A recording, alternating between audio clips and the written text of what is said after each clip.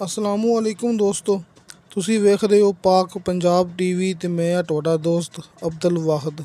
ਦੋਸਤੋ ਮਾਸ਼ਾਅੱਲਾ ਇਹ ਤੁਹਾਡੇ ਵਾਸਤੇ 500 ਤੇ 50 ਕਨਾਲ ਦੋਸਤੋ 550 ਕਨਾਲ ਜ਼ਰਈ ਜ਼ਮੀਨ ਦੀ ਵੀਡੀਓ ਲੈ ਕੇ ਹਾਜ਼ਰ ਹੋਇਆ। ਇਨਸ਼ਾਅੱਲਾ ਉਮੀਦ ਹੈ ਕਿ ਦੋਸਤਾਂ ਨੂੰ ਇਹ ਬੜੀ ਪਸੰਦ ਆਵੇਗੀ।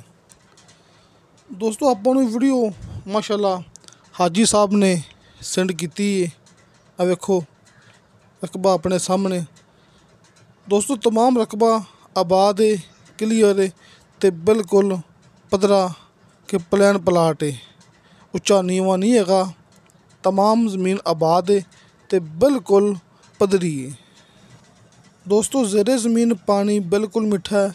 50 फुट तो बाद दोस्तों नीचे मिठा पानी मिलेगा तो माशाल्लाह चश्मे का पानी मिलेगा। दोस्तों अपनी ज़मीन के बिल्कुल नाल चश्मे का पानी है कि कुदरती चश्मा जिंदा पानी ਆਪਾਂ अपनी ज़मीन ਨੂੰ लगा सकते हैं। दोस्तों ये तहसीलो ज़िला चकवाल का इलाका जे, ज़िला भी चकवाल है, तहसील भी चकवाल है। तो चकवाल मेन रोड तो तकरीबन कोई 7 या 8 किलोमीटर दूर ये अपने कोले रकबा है।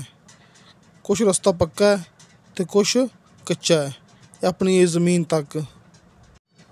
एक मालक के नाँ ते ये ज़मीन कंप्यूटराइज रिकॉर्ड ते रजिस्ट्री इंतकाल शुदा।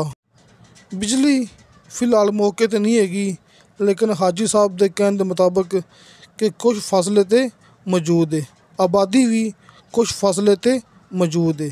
दोस्तों अपनी ज़मीन मुकम्मल आबाद है, तुसीं अपनी ये गल याद रखनी जे। 550 कनाल अपने कोले ये ज़मीन है, इनकी डिमांड की है मालक ने फी कनाल के हिसाब नाल 1,20,000 रुपया।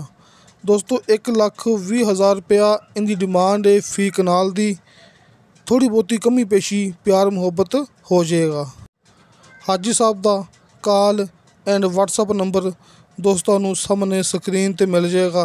तुसी इस नंबर ते कॉल भी कर सकते जी ते व्हाट्सअप ते मैसेज भी कर सकते जी। किसी दोस्त ने गल करनी हो मेरे नाल, दोस्तों मेरा व्हाट्सअप नंबर लग्या होंदा है हर मूवी की डिस्क्रिप्शन दे विच। लेकिन तुहानू इस ज़मीन की मुकम्मल मालूमात जो भी गल रहेगी हुए तुहानू हाजी साहब दे कोलों मिल जाएगी, हाजी अरफान साहब कोलों। तो दोस्तों इंशाअल्लाह ताला बशर्ते ज़िंदगी बाफज़ले खुदा मिलांगे अगली वीडियो ते। अल्लाह हाफिज़।